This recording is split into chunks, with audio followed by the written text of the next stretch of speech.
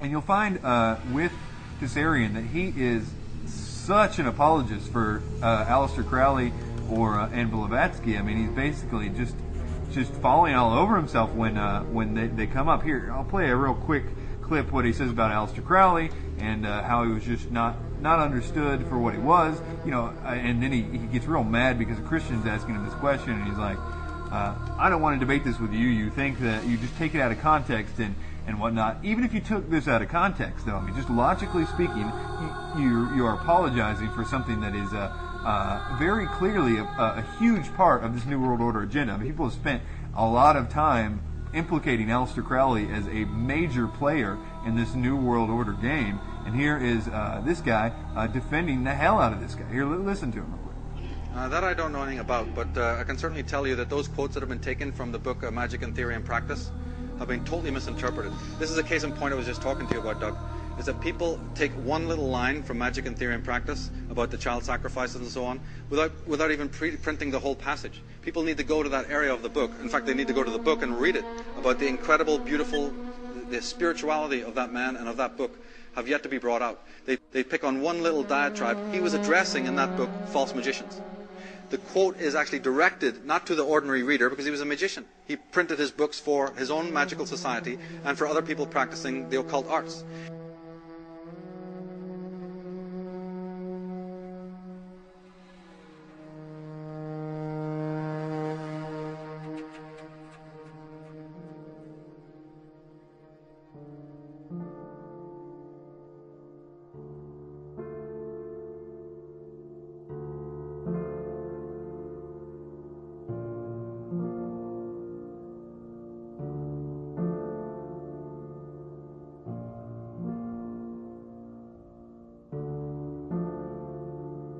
Sons of the serpent said to them, know ye not your gods? What we can do, you can do also and more. So the coming of the serpent into the garden has been completely put before us opposite than what it was, for good reason, and it doesn't make any sense.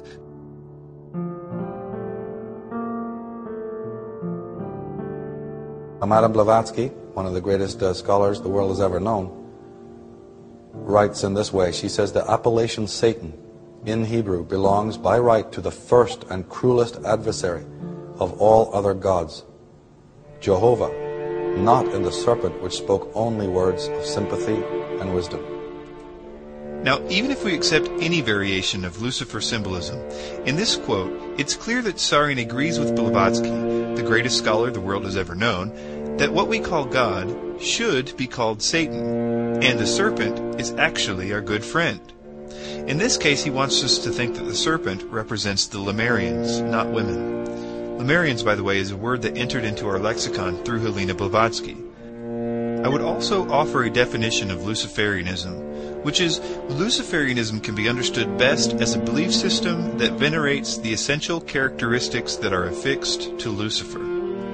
I'm not asking you to apply any religious ideas to his assertion that God is Satan and that Lucifer is good. I just want to show you how by any definition, Caesarion is a Luciferian. But the real disturbing thing here is this weird doublespeak that I know his followers have noticed, which is that he spends so little time on these angels, or macrobes, and focuses mainly on the alien oppressors. But when he does talk about them, it's clear on the one hand he thinks that they are really what's behind all the bloodshed and wars.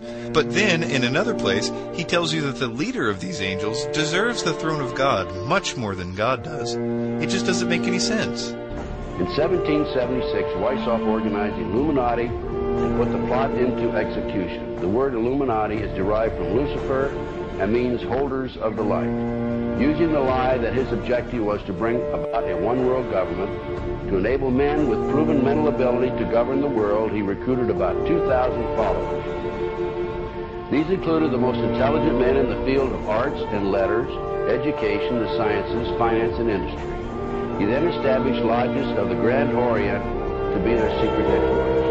Weishaupt's revised plan required his Illuminati to do the following things to help them accomplish their purpose. 1. Use monetary and sex bribery to obtain control of people already occupying positions in high places in the various levels of all governments and other fields of human endeavor. Once an influential person had fallen for the lies, deceits, and temptations of the Illuminati, they were to be held in bondage by application of political and other forms of blackmail and threats of financial ruin, public exposure, and physical harm, and even death to themselves and their loved ones. Number 6, the power of our resources must remain invisible until the very moment when it has gained the strength that no cunning or force can undermine it. In one sense, I agree with him that a new religion is in fact being constructed by the New World Order. I disagree with him because I think that the religion that is going to be used is the one that this salesman, Tsarian, is pitching to you right now. It's going to be one that is based on the idea that humanity was genetically engineered by an alien race, and that we are at a crucial juncture in this global society, one in which our new understanding of our origins will lead us to an illumination of global understanding and a willful elimination of national sovereignty, even by those that used to fight such notions.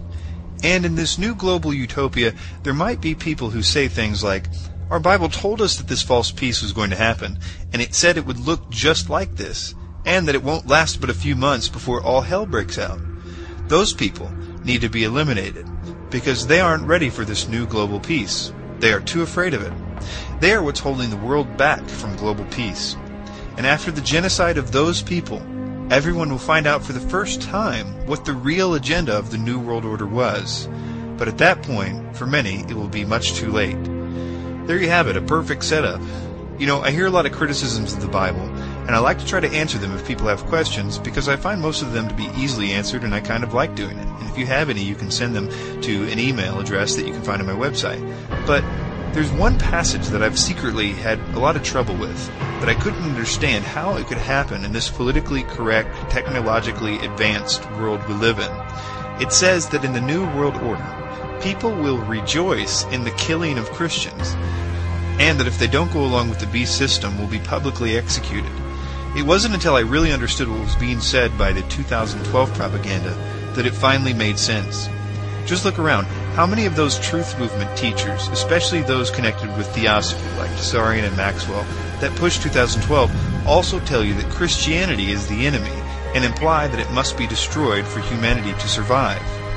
If you hate Christians and Judaism, there's a very good chance that you have been brainwashed by the real New World Order.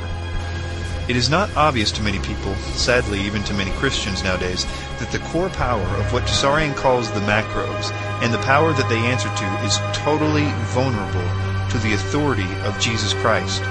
Exorcisms do not, as the Catholic Church would have you believe, require incense and holy water and all those other things. It only requires a stern word from a true Christian.